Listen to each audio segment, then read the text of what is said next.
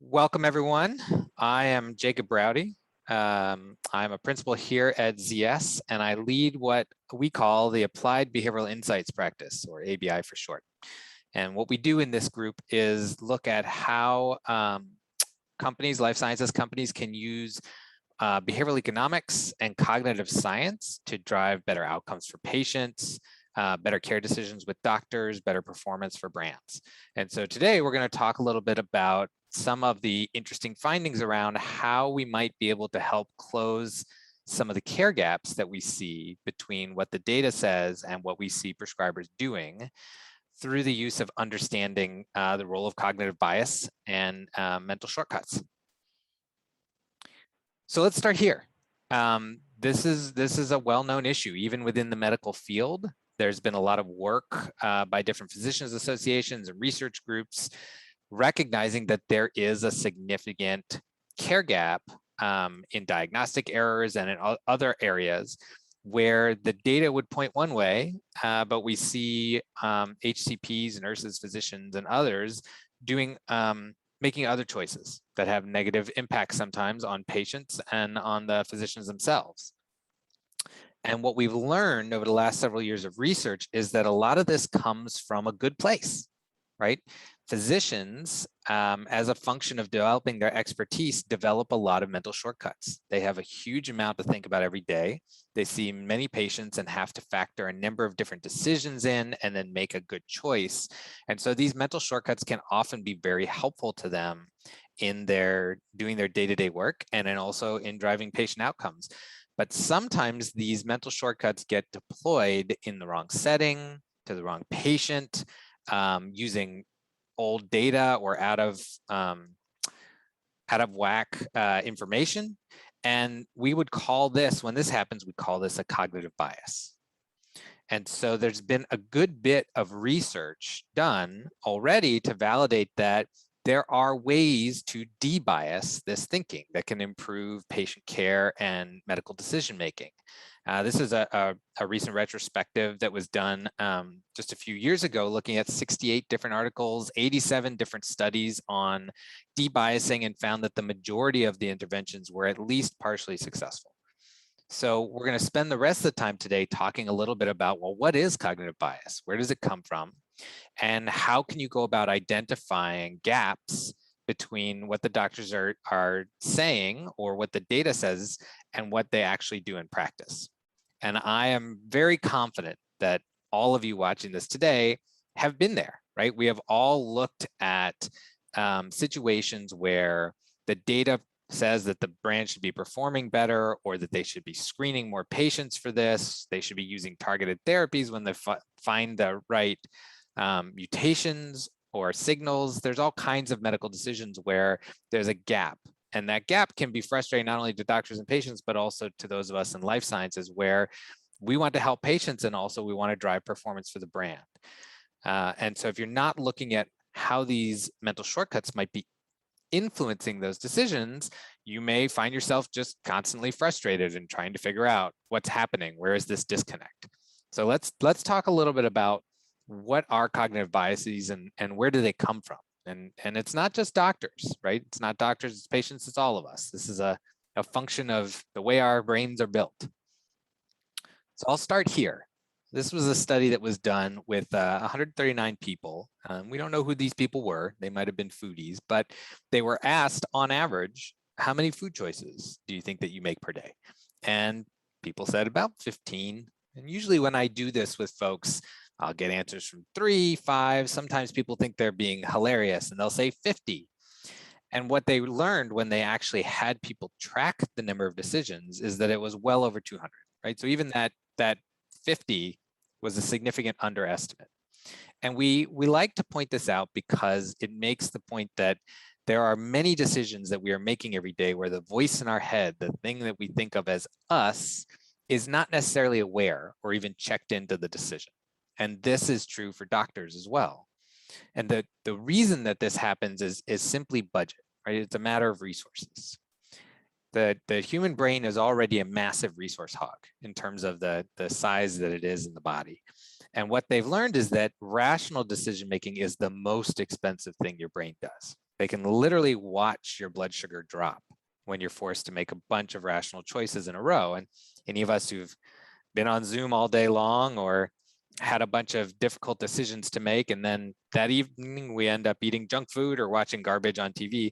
That's what that is, right? You just run out of energy to make thoughtful, rational decisions. And so we all use this second system in the background, which is designed for efficiency. And it's a rules-based system. It works like a factory, right? And so you walk into a situation, or a physician walks in to see a patient, and one or more of those rules are triggered, and very quickly and cheaply, you can get a decision or an impulse. Now, it may not be the right one, but it is very fast and cheap. And the problem comes when the two systems aren't really talking to each other. So you're getting an impulsive decision, but you don't know what are the rules that drove that decision, and it can cause you to make a poor choice. And so let's just do a quick example. So a while ago, researchers did a test of a bias they call reciprocity bias. The way that this bias works, if somebody does something for you or takes time to set something up for you, even if you didn't ask them to, or you didn't necessarily want them to, you still feel the need to reciprocate. And so the way that they ran this test is they sent a survey in the mail and they measured response to the survey. And half of the surveys, they just included a handwritten Post-it note, not one of those fake printed ones where you can tell it's not really handwritten, like a really authentically handwritten Post-it note saying, hey, it would really mean a lot to us if you could take time to fill out this survey. Would you mind doing so? And what they saw is that the survey by itself got about a 36% response rate. Whereas when that Post-it note was included, when somebody took time to write you a handwritten note, that jumped up to 76%. And that's a good example of how the need to reciprocate, even when you don't really feel like filling out a survey, can prompt behavior. So we recently did a test of this in pulmonary arterial hypertension, where we were working with a brand. This is a terminal progressive condition, right? So the whole goal is to slow the condition down as much as possible. And we were working with a brand that had very good data that pointed to, hey, let's use this earlier so that we could slow progression down even more. And what we were seeing is that physicians were sitting on it. They were using it as a last resort. And so we wanted to test a number of different biases. And one of the biases we tested was reciprocity bias. And the way we tested this is we showed doctors a scenario. We said, okay, imagine that you've just diagnosed a new patient. You think they should start treating right away, but they are a little confused, a little hesitant. How likely are you to push them to treat anyway? And half of the doctors, we just included, oh, by the way, at the end of the visit, the patient shakes your hand, gives you a heartfelt thank you for your care. And what we saw is that both cardiologists and pulmonologists were significantly less likely to push the patient to treat, even though they thought that that was the right thing to do when that gratitude trigger was in there. So you can see how this gratitude from the patient can inadvertently influence physicians to be a little bit less aggressive about what they think is the best clinical decision for the patient. So let's talk a little bit about how you might go about looking for these sorts of gaps and opportunities to close the care gap. So it's a simple process, right? And you should focus on testing and learning. The first step is to put together a list of, well, what are the cognitive biases that we think could be influencing the care gap that we're seeing? And you'll find that that list can be pretty robust and will feature a number of different biases, right? In all of our research, we've definitely seen that there are different biases influencing different decisions. Even in the same physician, we see that oncologists are influenced, for example, by different biases depending on tumor type or line of therapy. And so the next thing you're gonna wanna do is test it. Do some research to figure out, validate or refute which biases actually are influencing the physician. And there's lots of ways that you can do that. And then once you know which are the active biases, start to plan and test interventions. So let's just talk about these three different steps, and I'll give you an example. When building your hypothesis set, there are lots of free good resources. You can Google the Cognitive Bias Codex, which looks at trying to group different types of cognitive biases by how they are triggered in the brain. Wikipedia also has an excellent list of cognitive biases with links to in-depth pages on each one. And then there are many vendors like ZS, for example, who have built our own proprietary database of biases. So if you're working with a partner, they may be able to bring that to the table. But either way, you should plan to go through all of the known biases, thinking about the behavior or the care gap you're trying to change, and build a list of things that you think are reasonable. So here's an example of one that we built when thinking about how do we better encourage general cardiologists to more accurately diagnose and refer certain types of patients. And as we went through the list of all the known biases, these were the ones that we and the brand team that we were working with, as well as the clinical team, thought were reasonable. They could be influencing doctors either for good or for bad. I won't highlight each one. We don't have time for that. But I will say that out of all of these that we looked at, only a handful did we find were actually active. And we took bets at the outset. Nobody was really very good at predicting them. So one key lesson for you is never just look at the bias and say, oh, that's the one, and go out and use it. You really need to plan to do a little bit of testing and figure out which ones are there and which ones are not. So here's an example of how you might test this. Right, so this was from that same project. One of the things that we thought might be influencing general cardiologists is status quo bias, which is the idea that you give what you're currently doing the benefit of the doubt. Even if there's something better, you're used to doing this thing, and so you keep doing it. And we thought that that might be one of the reasons that they weren't diagnosing and referring these patients, even though guidelines said that they should. And so one of the mitigation strategies from the academic literature for status quo bias is to use an emotional anchor. It helps people see things in a fresh light and makes them less likely to rely on this bias. And so what we did here is we asked half of the GCs, imagine a scenario where you have a patient whose test results are showing in the range of moderate, but the patient is experiencing shortness of breath and severe symptoms. How would you diagnose this patient?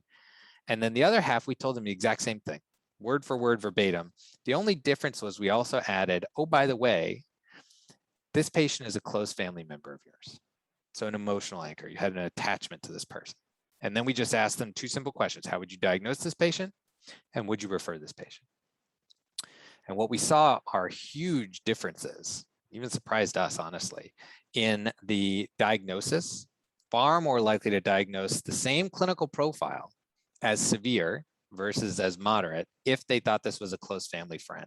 And this was particularly significant in people who were high referrers. They were even more likely to do it, people in large practices or in physicians' offices, and especially those who had less experience. And then when we asked them, okay, well, what about referral? We saw in certain segments big jumps in intent to refer. Same patient clinically, once they thought that this was a family friend, people in large practices, people in physicians' offices, people younger experiences, jumps in intent to refer. So you can see how this might point to new methods for closing the care gap that we were seeing. Even though we had the guidelines on our side and KOLs on our side, we still weren't seeing general cardiologists follow this diagnosis and referral pattern, which had pretty significant consequences to patient outcomes. And so by helping to bring in emotional anchors, training the sales force to be able to set up calls to use emotional anchors, working with MSLs to first set up some sort of emotional attachment to different patient profiles before diving into data. Those sorts of things can help break this status quo bias that doctors are not even aware that they are using. I'm sure they would like not to, but they just don't notice. That's sort of the nature of this dual system brain that we've got going, is that we don't know when we're misusing some of these mental shortcuts. And so I'll just end by showing you what that might look like in an execution. Now, the project we did was not for the Eloquist team, so I feel very comfortable showing you this, but they got to the same conclusion. I'm not sure how, but they're using this emotional anchor I would choose for myself, for my uncle, for my neighbor, for my patients as a way to help break through status quo and create an emotional attachment to a specific patient that can help doctors make better treatment decisions that are more in line with the data and with the guidelines, rather than relying on some of these mental shortcuts. And that's what we've got to talk to you about today. We really enjoyed the time. I hope you did too. I hope you can tell from the talk today how passionate we are about it. There are lots of resources online, so you can do your own investigation, but we're also happy to keep having conversations with anyone on this topic, as we think it's really important and also really fascinating. We will see you all in the Q&A and hope you have a great afternoon.